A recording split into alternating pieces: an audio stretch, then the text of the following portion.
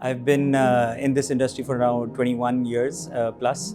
And I've had the privilege of working across markets and across different companies, right? I think the first time I really heard about it and a lot of importance was given to it was at a company called Henkel, which is a German FMCG company. And I was working in their Dubai office. And sustainability was something which was in vogue, I think, across the world. And Henkel took it really seriously to the extent that they actually wanted to make it one of their main competitive advantages amongst the peer group. And they listed themselves on sort of even like a sustainability index, right? And they would take out annual reports on the sustainability front itself. So they made a lot of commitments on carbon footprint reduction and the works, right? It was so much so ingrained in the company that any new innovation or project that we would come up with, there would also have to be a sustainability report that you had to fill out as team members. And even if you were like all greens on, let's say, the business parameters, if the sustainability report was an amber or a red, you would probably not get the go through, right? Unless you fixed it. So sustainability used to be very important. And I think around that time, we also got exposed to the UN SDGs and the MDGs and so on. And it was quite, sort of speak which was common amongst professionals. And CSR was the term, or corporate social responsibility, which was used quite a bit.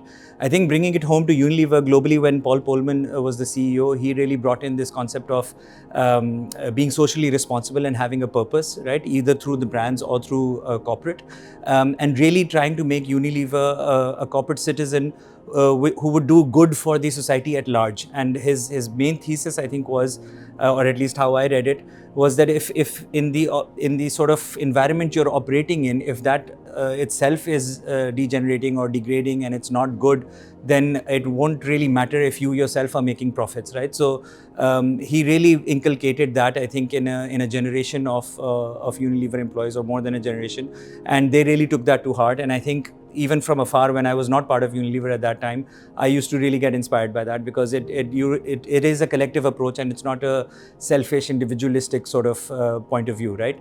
Now, sustainability, I think after that, it really went down in terms of its importance and how much people were giving it value or associating value to it. But recently, it's made its comeback in some certain different avatars, right? So now it's ESG, and you're talking about governance as well within it. There's also an aspect of DE&I, which is slightly different, but also part of responsible behavior that corporations are supposed to do. Having said that, even in the US, which is probably the citadel of corporations and how they behave, the importance attached to purely sustainable ventures or endeavors has gone down, in my view, right? In that environment, what I think corporations are doing, including Unilever, are really focusing on the big priorities, right?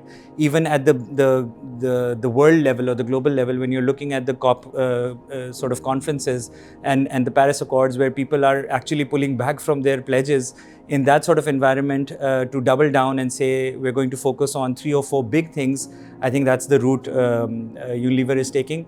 And now bringing it to sort of the Pakistan level in the realm of plastic reduction and sort of making plastics recyclable, reusable. That's an endeavor that we're really doubling down on. And you heard the stats, right? So in our so I'm responsible for the haircare portfolio, where we use rigids, which is the plastic bottles for shampoos. Over that, we've achieved 100% recyclable use plastic, and a concept called PCR, which is post-consumer recyclable plastic, that after use, can you sort of recycle them again? In that, for 2 of our biggest variants, we've now reached 25%, and we aim to reach 100% soon as well.